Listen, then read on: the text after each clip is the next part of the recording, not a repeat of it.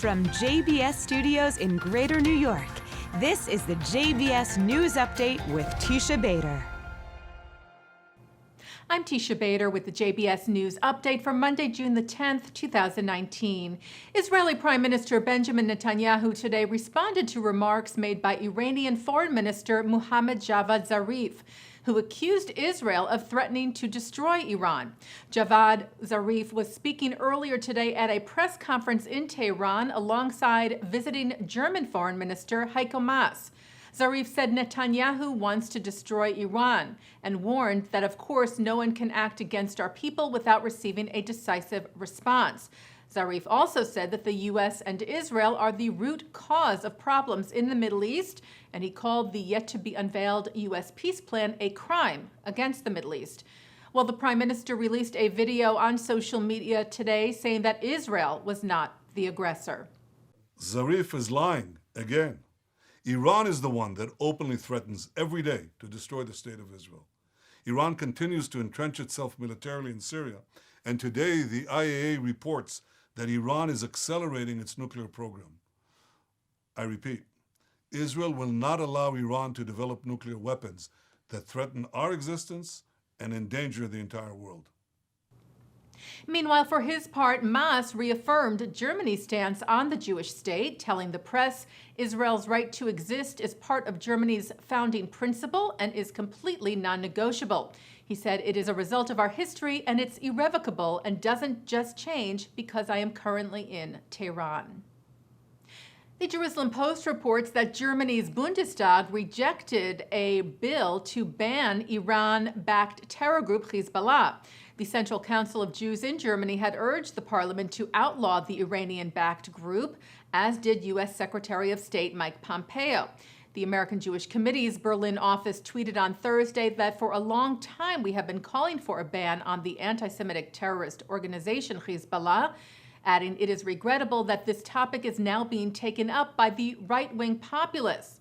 They wrote, "We hope that all Democratic parties will finally seek this prohibition."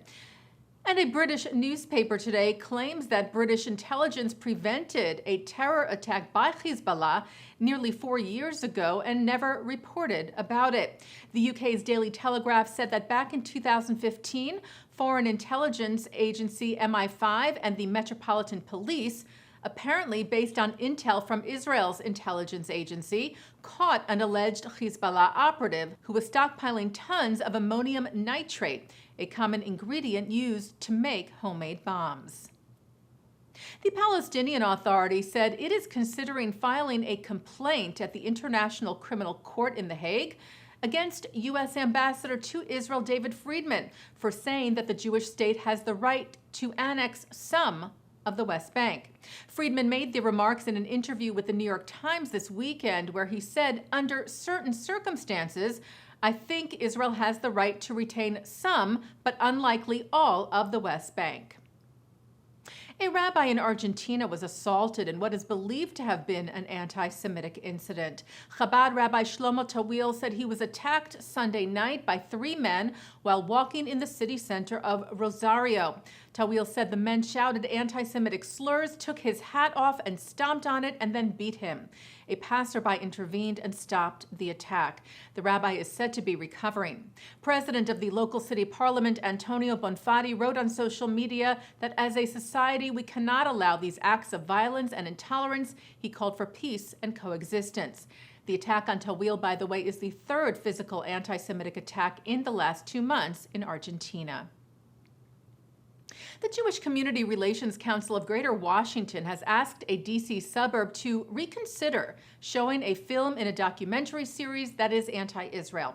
Occupation of the American Mind is being shown by the municipality of Tacoma Park on June the 13th. It is narrated by former Pink Floyd frontman and vocal anti-Israel BDS activist Roger Waters. The description of the film claims that the Israeli government, the U.S. government, and pro-Israel lobbying groups have engaged for decades in a propaganda campaign to shape American media's coverage of Israel. The JCRC wrote in a letter to the municipality for a government to use taxpayer funds to present a one-sided, highly contentious, and highly biased film as part of a cultural series of presentations is short-sighted, highly problematic, and frankly discriminatory against the mainstream Jewish community. Well, the Tony Awards were held last night at Radio City Music Hall in New York City, recognizing the best of the theater season. Among the Jewish winners, Rachel Chavkin for her direction of Hadestown, which also won the Tony for Best Musical. Bryan Cranston, whose father is Jewish, won his second acting Tony for Network, and theater veteran, the legendary Elaine May, won her first ever Tony for acting for her leading role in the play The Waverly Gallery. Taking a look now at our programming for tonight on JBS for Monday, June the 10th. At 7 o'clock, it's The Wisdom of Dr. Ruth. At 7:30, a look at Holocaust revisionism.